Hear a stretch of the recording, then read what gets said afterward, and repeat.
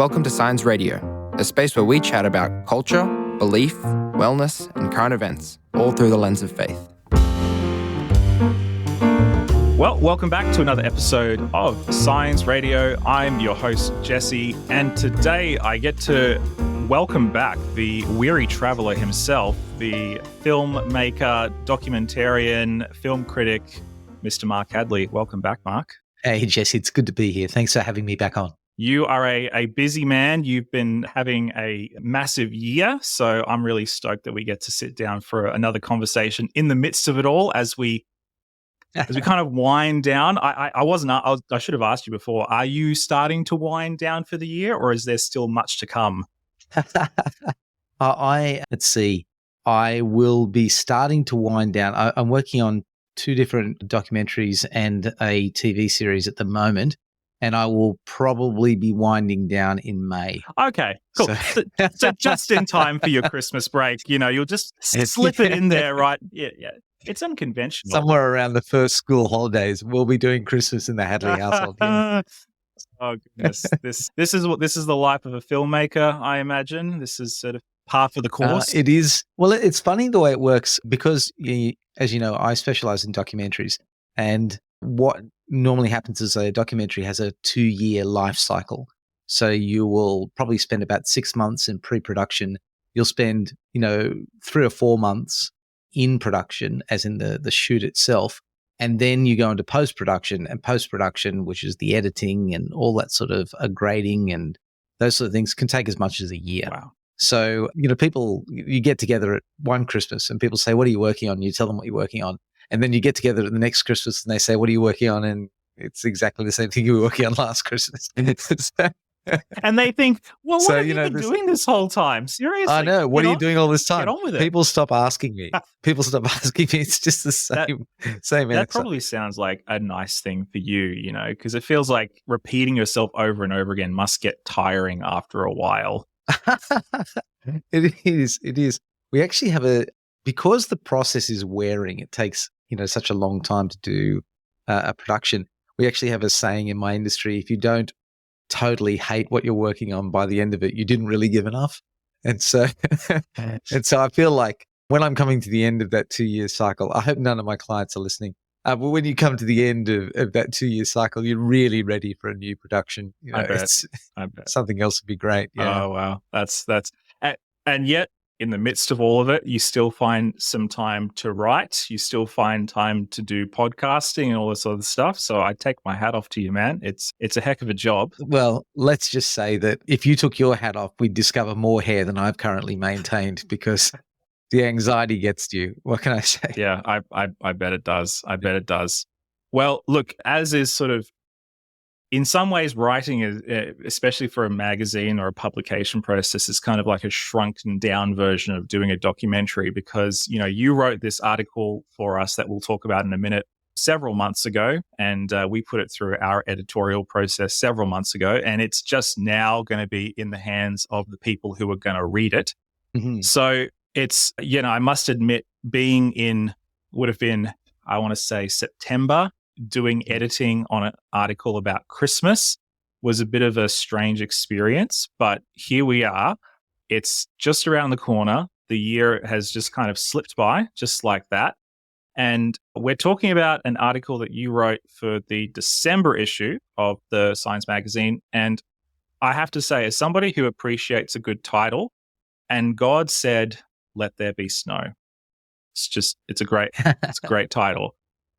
We are talking about Christmas movies. Now, I must admit, I am not I'm not going to say a huge fan. I'm not, especially when Christmas comes around, wanting to crowd around the TV and watch your classic Christmas movies. And there are, of course, many classic Christmas movies out there, from Miracle on 23rd Street, 24th Street. I'm blanking on 34th? 34th. It's 34th. It's a number. To Home Alone. Yeah. Miracle on 34th Street. There you go. Yeah, Home Alone. They're all there. Die Hard. I know that's potentially a controversial one. And yet, strangely, a Christmas film. Yeah. Released for the Christmas market. Now, you look strangely, it's not surprising that given, you being a man in his 30s, that you're not a big purveyor or a digester of Christmas films because you're not the key market. The key market for the Christmas film is our grandparents, or our parents, so to speak, depending on your age. It's women in their 40s and 50s. It's men of a similar age, though particularly women. And it's a sort of age bracket that longs for a time that was, or maybe never was, but it's a sort of a past which they're trying to recapture.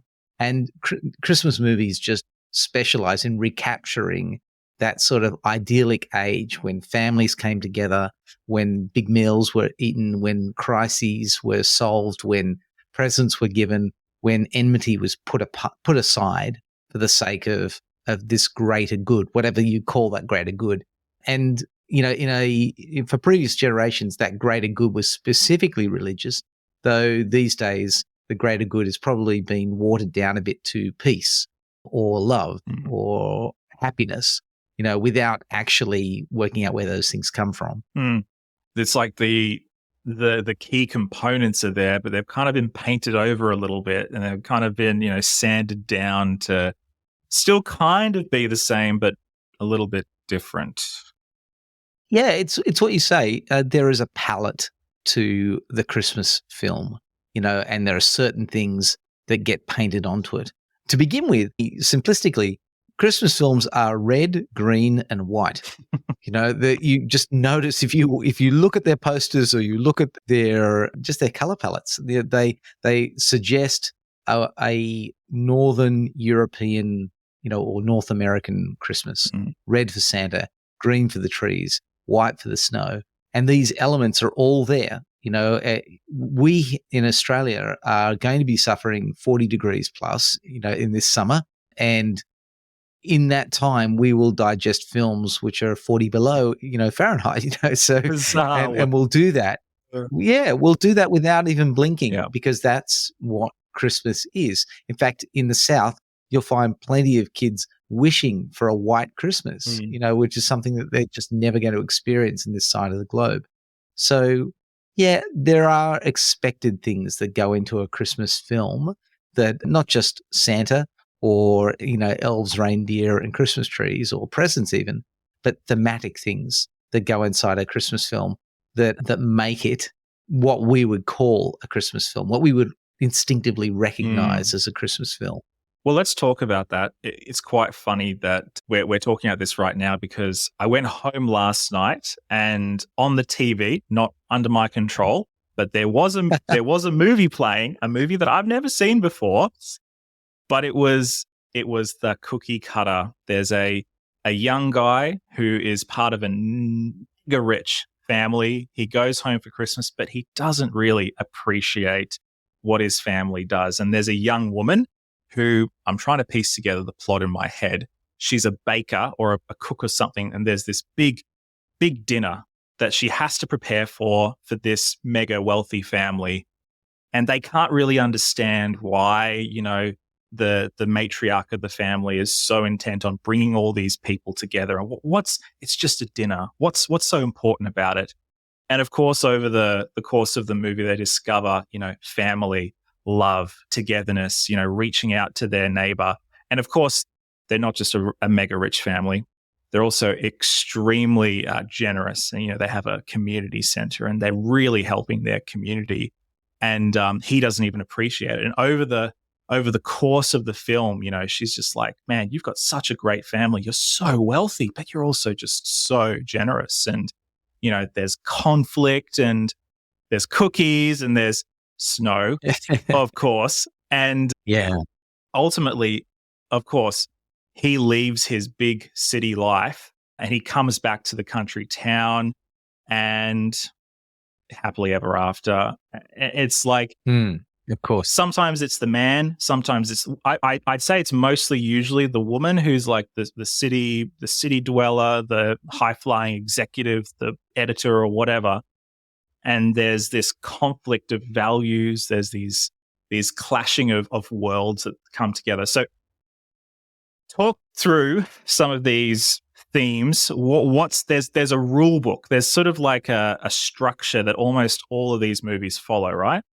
Yeah. I mean, what you've hit upon is a number of the key themes that turn up in Christmas films. And I would think that one of the ones you hit straight away was an end to work.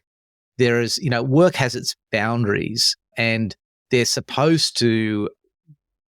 not supposed to be transgressed in our normal lives. We've all got responsibilities, and we've all got bosses, and we all have people we have to answer to, and we all have bills that have to be paid. But there comes a time in the year, Christmas, in which work is supposed to be set aside, in which there's real rest. So to begin with, it doesn't surprise me that the matriarch in the story you're talking about is saying, come aside, step back from these things and enjoy something else. And that's a very common Christmas theme, the idea that we have actually got to step back from the world and we have got to find peace. Now, I mean, it's as old as what I would argue is the second best known Christmas story. If the first is the Nativity, then the second best known story has to be A Christmas Carol by, Charles Dickens. It's been Ebenezer Scrooge has turned up on our screens in so many different ways, from the Muppet version through to cartoon versions, things like that. And Michael Caine, I remember. I mean, everybody's had a go at Scrooge at some point. And that's the idea that there is an obsession with work that can overtake us so that we actually step back and we fail to see the real joys, the real benefits, the real blessings which coalesce around Christmas. And so Dickens writes a story in which a Scrooge character has to realize that money and profit taking and business success is not the be all and end all. And so eventually he ends up in Bob Cratchit's home. And for those people who've seen a dozen different types of this story, they know that he realizes by virtue of looking at Christmas past, present, and future that he needs to actually embrace this idea of Christmas. But I mean, it's well worth asking where this idea of an end to labor comes from. And I would argue that it actually comes from the original Christmas story. Now, in the original Christmas story with the birth of Jesus, we see God reaching into the world and bringing an end to striving and a smoothing out of levels of society so that we are all very much on the same level, receiving what we need at Christmas time. It's something we may not realize, like in many Christmas stories. We may not realize that we need it until we find it and we see it. So this need for an end to labor and an enjoyment of peace and the gift that we really quite need, has played itself out, particularly in Western society, has played itself out in story after story. Now, they were originally really quite Christian stories. People were coming back and realizing that what they needed is Christ in Christmas. But now in an age in which we are trying very hard to separate God from Christmas, yet strangely, we're still holding on to the very things that Jesus brings at Christmas. So it's kind of like keeping the gift and forgetting the giver.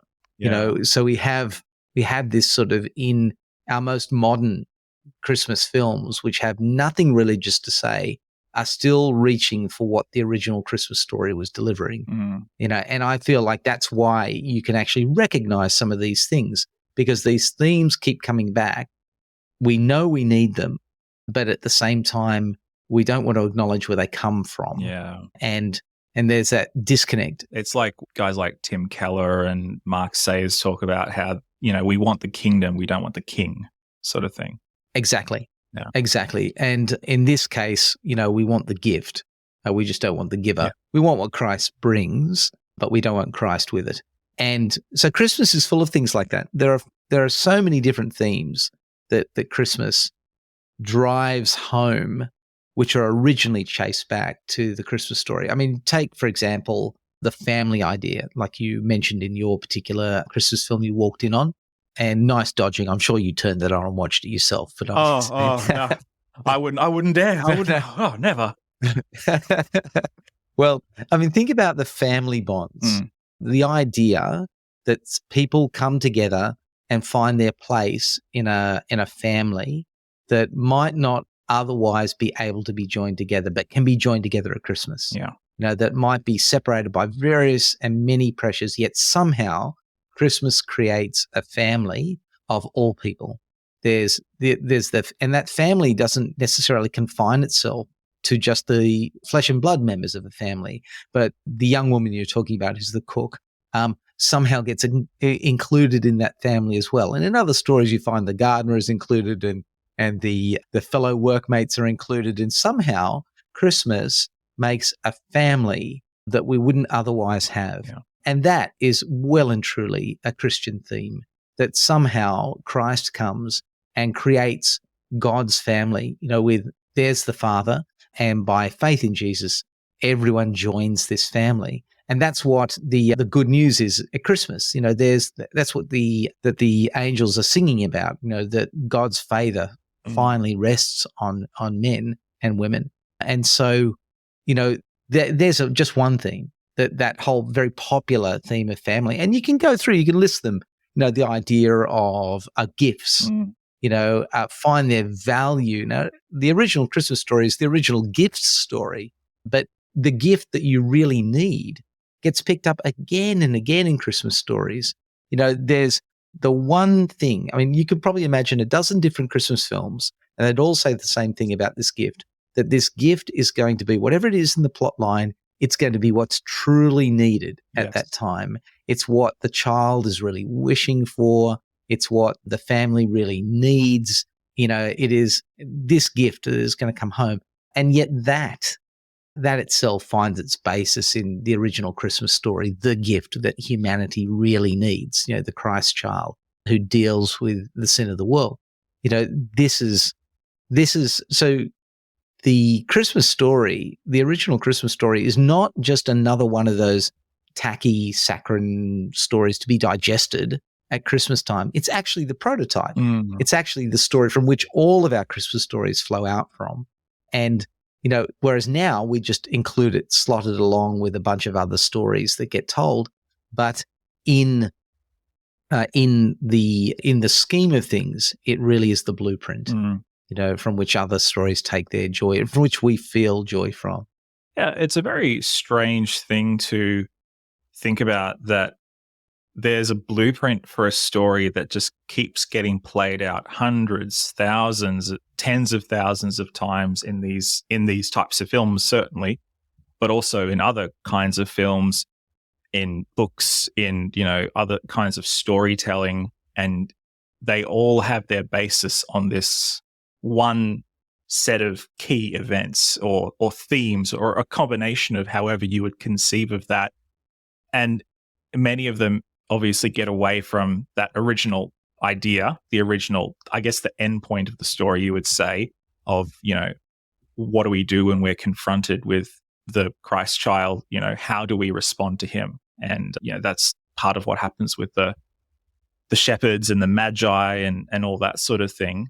But really, we have all of these stories that are just kind of copies of a story that has already happened 2,000 years ago. Yeah. Yeah, it is interesting, isn't it? As a scriptwriter, I find this fascinating, because time and time again, we see stories being told in what we would call a heroic arc. There is a problem, the key character is introduced, there is a need for some form of deliverance, the hero is saved or somehow works out their own salvation, and everything is right with the world. And this heroic arc, we seem to be tuned into. We see it at Christmas films, but we see it in all sorts of films through the years. We just seem to appreciate it. And the more refined this arc becomes, the more we like it and respond to it. And I think that's because we were designed to appreciate, this proto story, that we were designed as human beings to understand that the most heroic thing a hero can do is to sacrifice themselves, and to do so for the sake of not a great cause, but for other people. And that salvation is going to come about because somebody is going to lay down their life to do it. Now, this is not a Western culture thing. This is a story arc that finds itself in Southeast Asian culture, in Chinese culture, in Japanese culture. You're going to find it in, the Russian states. You're going to find it in European culture for certain, but African stories as well. There's this need for us to see a hero come into place, sacrifice something huge, usually their life, for the sake of everybody else, and that this is somehow going to resolve itself. Now, we see this writ large in green and red letters. At Christmas time, there's usually some sacrifice that needs to be made so that peace can come about, so that there is actually going to be the wholeness that we're looking for, at Christmas time. And I don't think it's random. I really don't think it's random. I think as a Christian, I clearly believe in design, and I believe that God has just made our hearts receptive to that storyline. And so that's why a world that can reject God can still keep coming back to this storyline, because it's just what we're made to appreciate. And so again, we come back to that thought we were talking about earlier, where we can want something and need ourselves at the same time, for the sake of our autonomy, to divorce ourselves from where that something really comes from. But we're never going to get away from it. We're never going to get away from it just because it's who we're meant to be. I feel a little bit like the bridegroom at the wedding feast in Cana. We've gotten to the best part. We've gotten to the best wine before we've gotten to the other. We've gotten to the core of it. Could we step back maybe a little bit and talk about some other elements? In your article, you talk about Hallmark Christmas films as sort of like the gold standard. They're kind of the originator, but they're obviously not the only player in town.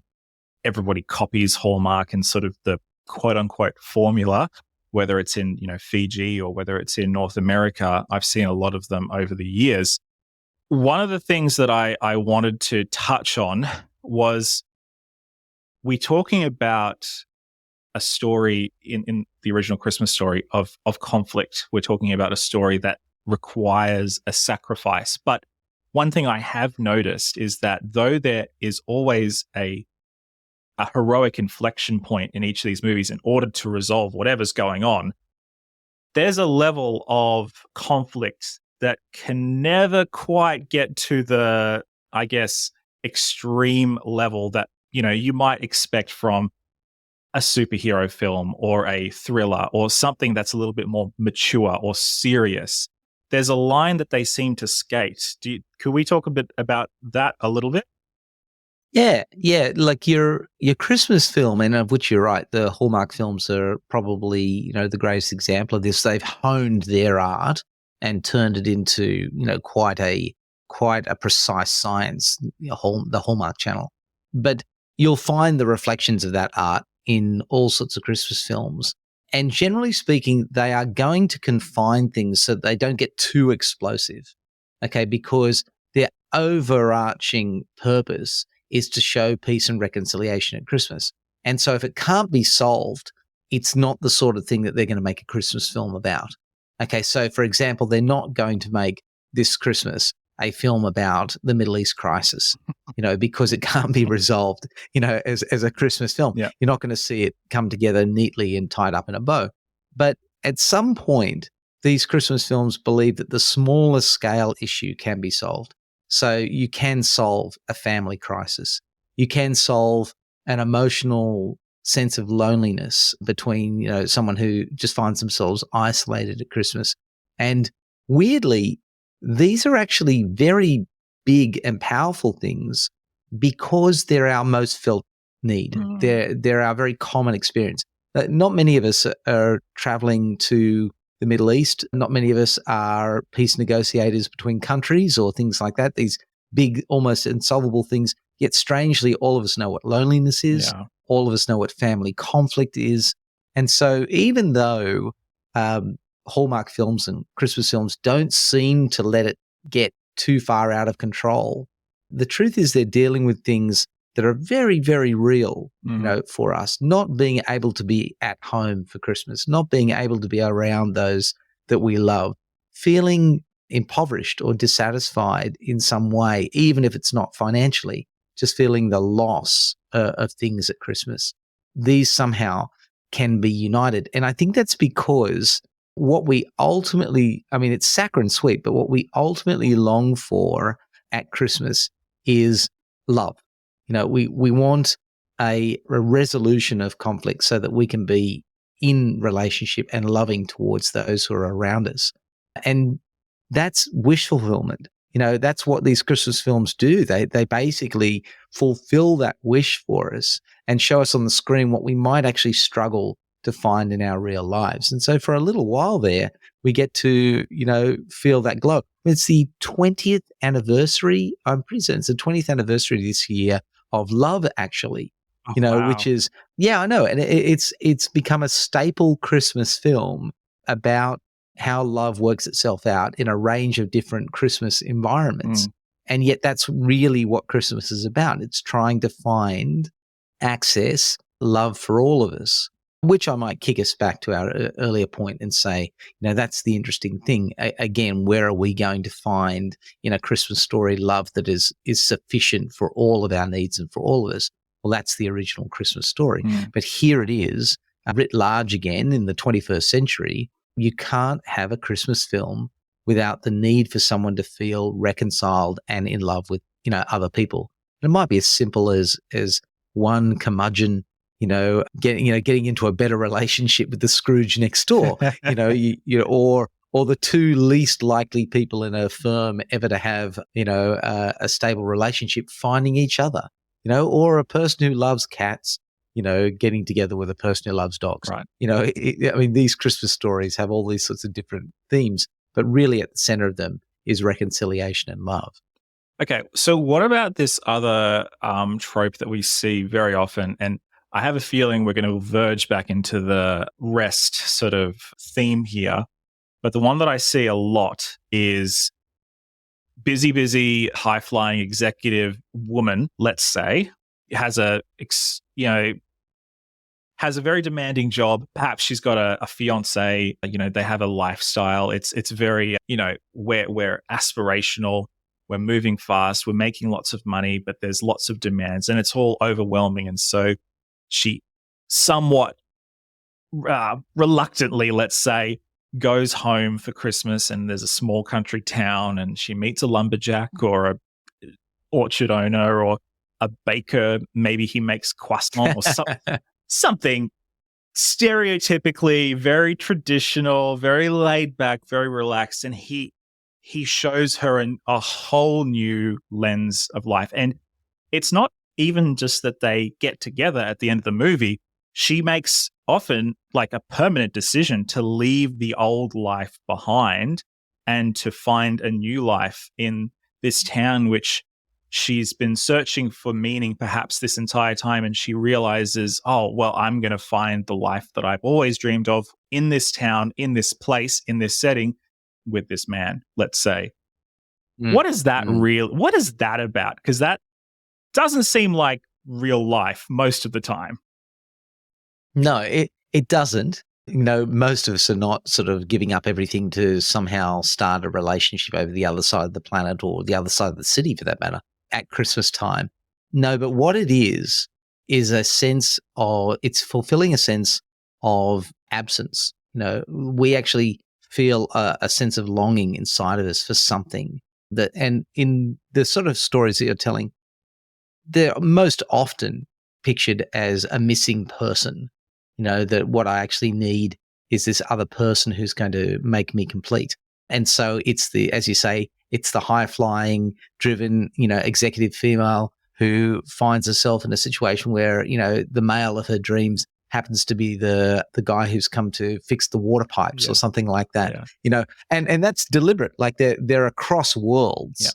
There are different ends of society, and yet somehow they fit. But it's not just romantic relationships. You often find that the classic trope of getting home for Christmas, is somebody feeling the lack of the family, who would embrace them, or maybe one particular member of the family, like the father that they haven't spoken to, or the mother who they've just been sending cards to but not really sort of communicating with. We're feeling this lack, this dislocation, and we need to fill that. And that is a personal thing. It's always personal. So It can be kids finally getting home to their parents. It can be unlikely characters, finding that connection. But it's always going to be something filling that particular gap in our relationship. And I think that's intrinsic to the human experience. I think that no matter how many relationships we find ourselves in, we are always going to find ourselves feeling as though there was a large piece missing somewhere. And when we find that piece, that relational piece, everything will be complete. And that's what drives people to move often from relationship to relationship. There's this myth that if they can just find the right person, they will somehow be happy. And so they are perpetually disappointed because the person they load their dreams and their desires down on either eventually collapses under the weight of all that expectation, or in fact, what happens is that they just discover they have feet of clay and they're not everything they hoped they would be. And so the search begins again. And Christmas has something of that wish fulfillment idea that we will finally come home and we will finally meet that person that represents home to us, and we will feel complete and our isolation will be over. Now, yeah, I guess I do look back to the Christmas story for that because it is purely relational. There's nothing mechanical about the salvation that God offers. It's not just just an exchange as though here's group A, his creatures who have a problem with sin. Here is the payment for that sin. And thereby, the situation is resolved. And now God and humanity may be in a good relationship. No, it's really, really personal. It is a relationship. It is God stepping out, firstly, dividing his own relationship with his son so that we can enjoy a relationship with him. We are missing that. As one writer once put it, there's a God-shaped hole in every human heart. And so we seek that in Christmas, and we have that idealized idea that person that will somehow turn up, and we will somehow feel, and we want, even if it's not going to happen at the next family gathering we get to, it's, even if it's not going to happen, we want to believe in our entertainment that it will happen. And that's part of that trope, is getting at that universal ache that somehow someone is going to make Christmas or our lives feel complete. And I guess now that I think about it, Christmas is like the perfect opportunity or the perfect time for that storytelling arc, because you have the days of anticipation of Advent, where every day is coming closer to that ultimate day when, all of our dreams are going to explode and everything is going to be great. And we're finally going to receive whatever it is that we're hoping for this whole time. In some ways, I kind of want to see like a Christmas movie, like the day after Christmas, when they have to go back to the real world and the consequences of everybody's decisions are having to be worked out in real time. But that probably is not a very fun movie to make. Well, I don't think it's going to sell too many tickets. No. But that's the truth of it. I mean, if you think about it, we've really settled for some pretty shallow stories. Yeah. The desire for completion has been diluted down into the desire for the right gift.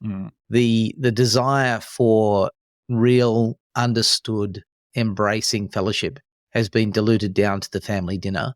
And it's the same with lots of these things. The desire for rest has been diluted down into one day off, and then back to work the next day. We don't do movies about the 26th of December. So it's, or for that matter, in Australia, I guess that's a public holiday, but, we're not talking, it's not an ultimate rest. Yeah. And I feel like that's one of the sadder things to do with our Christmas, is that we understand the need. We're thirsty, but we're trying to satisfy that thirst with buckets with holes in the bottom.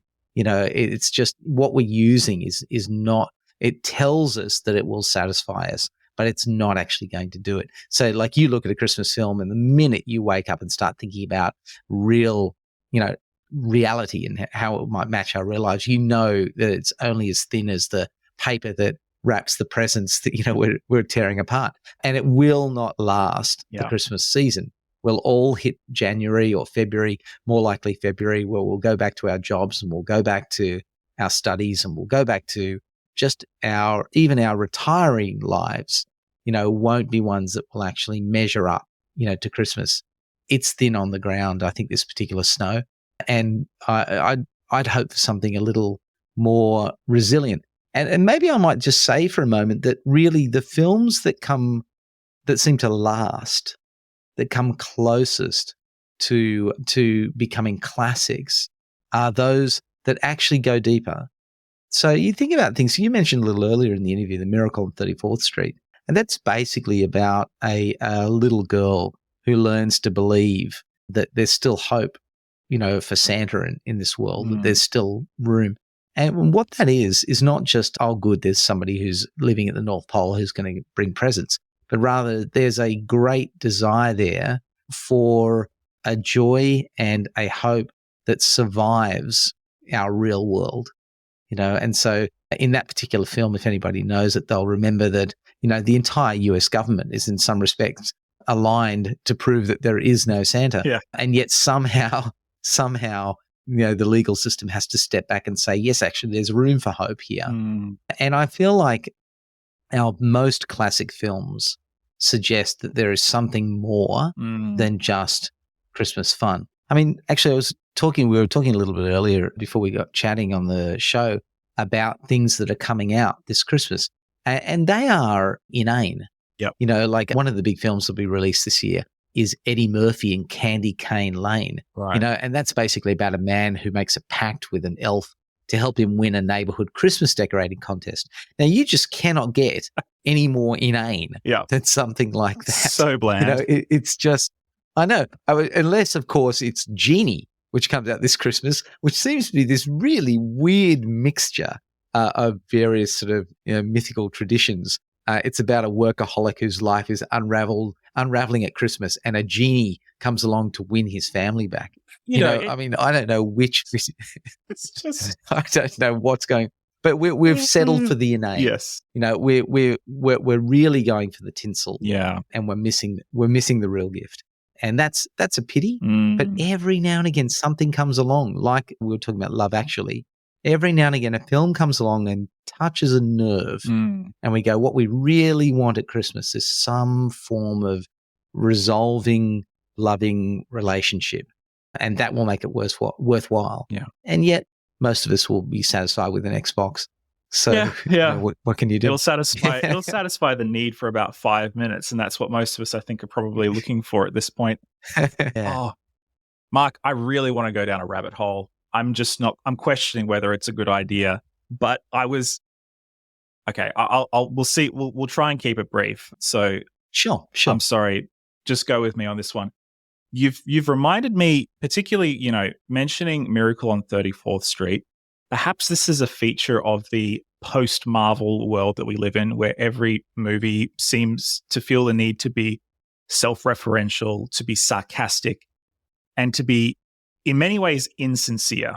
And I've been thinking about this a lot recently in the wake of the waning enthusiasm for the Marvel franchise and for other films that are trying to do the same sort of thing, to have that Joss Whedon sort of not going to take anything too seriously, and we're actually going to kind of point out how everything's a little bit rubbish and everything's a little bit stupid because it's cool. It's cool to not be sincere.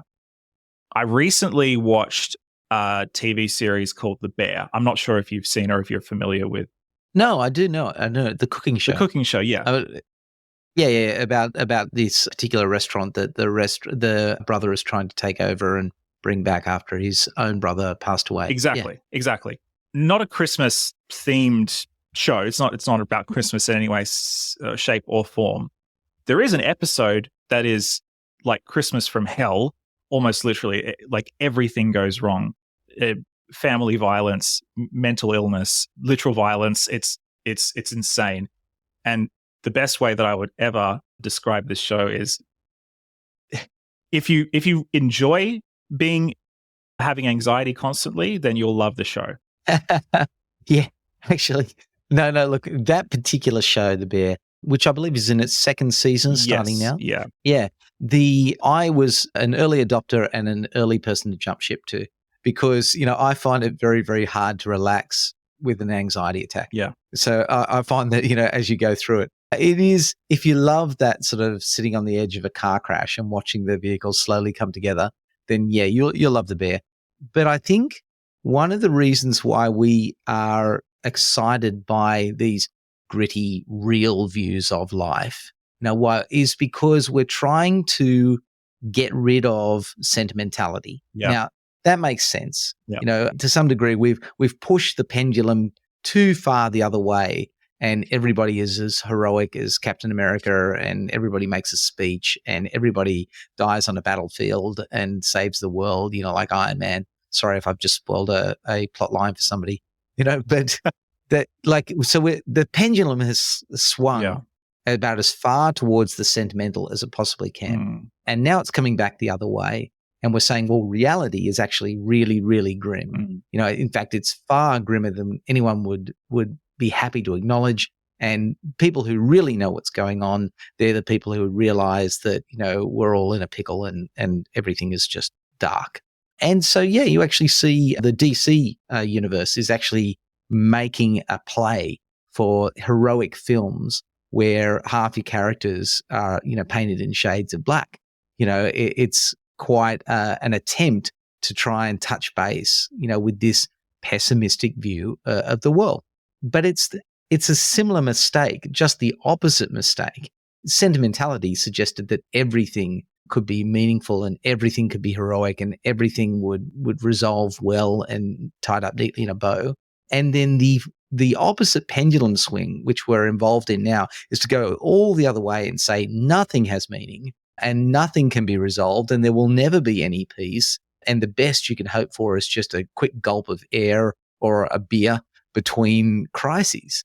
And this swing is going to be proven to be as dissatisfying as the sentimental swing. Yeah.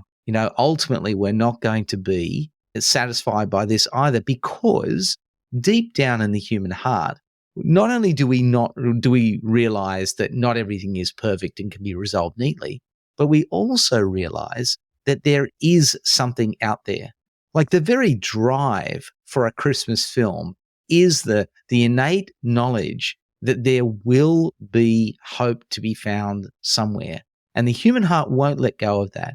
So after a while, this pessimistic bent is going to give way because people just cannot live in a world where there is no hope, especially when intrinsically we believe there will be a way forward somewhere, that there's going to be something, there is going to be a resolution. So look, if Iron Man was the hero, well, actually Iron Man's probably not the best example, but if Captain America was the hero of the previous pendulum swing, then Deadpool is the hero of the current swing, and we're going to find that there's a truth somewhere in the middle. And I think that's actually where Jesus lives, because, we've got a combination of both the ultra hopeful, higher and better and more fantastic than we could ever have hoped to receive, a peace that, that we're looking for. There's this hero who's going to deliver. Yet at the same time, a hero who deals with the grittiest, the darkest, the most difficult real life problems.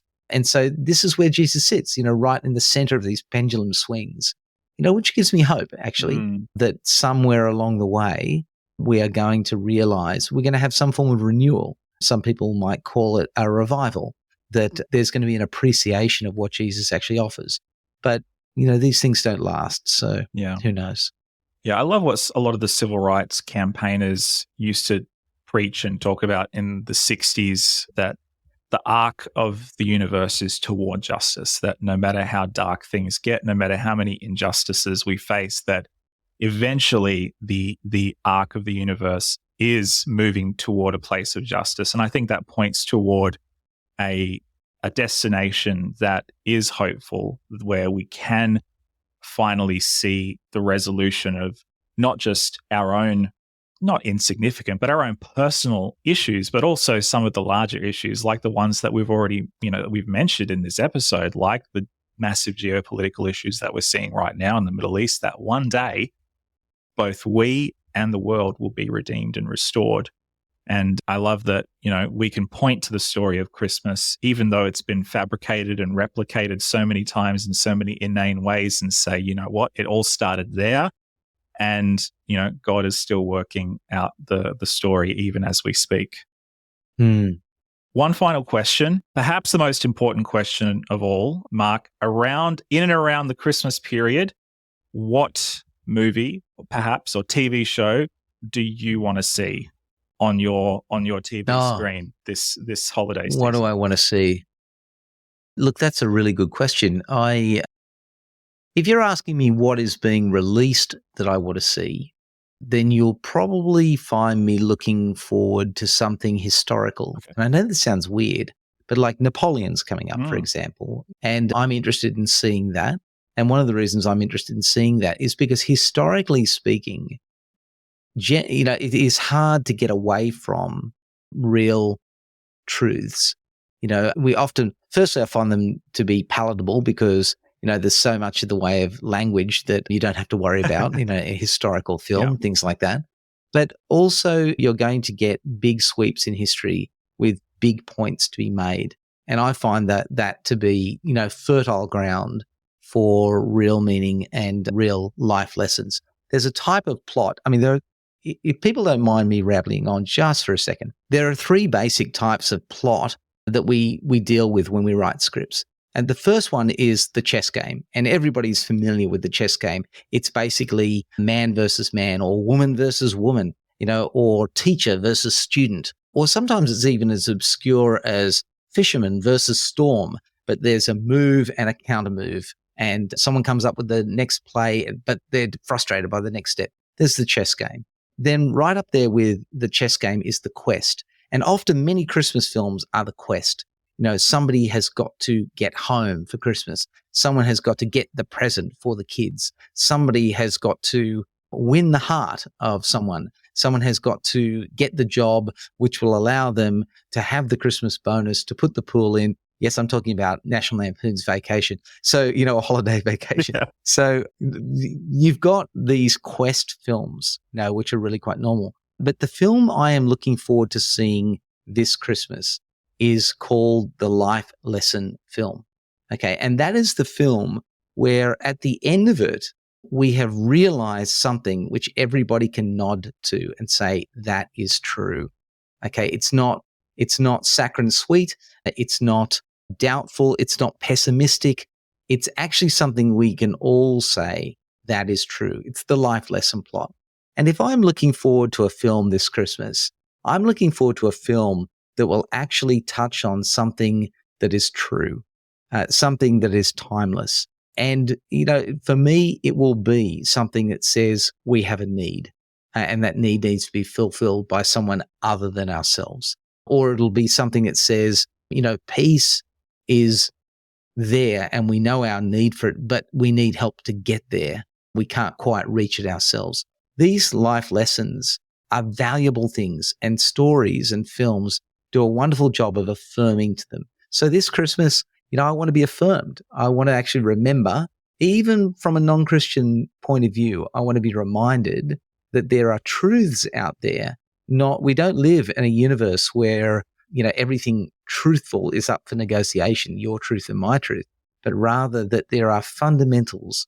And the human story is one of actually reaching for those fundamentals, which is why, you probably won't be unhappy if I reach back to Christmas and say that there's a fundamental truth there that is being dealt with. And that is that we have a colossal problem, but there is a solution. I look forward to films like that. Wonderful. Well, I hope that you receive your wish or your gift, or however you want to phrase it. Thank you very much, Mark, for the time you spent. Thank you for the article. I hope you have a wonderful Christmas with your family. I hope you have a Christmas with your family on December 25th. We'll have one. We'll have one. Yeah. Put down. There'll be no snow. No. No. It's a bit of a problem in this part of the world, but we'll see. Hey, thank you, mate. Really appreciate your work, and can't wait to see what you put out for us next. Always happy to, Jesse. I'll see you in the next chat. This episode was based on an article appearing in this month's Signs of the Times magazine. A print subscription is $28 a year, or just $14 for a digital subscription. To find out more, visit signsofthetimes.org.au.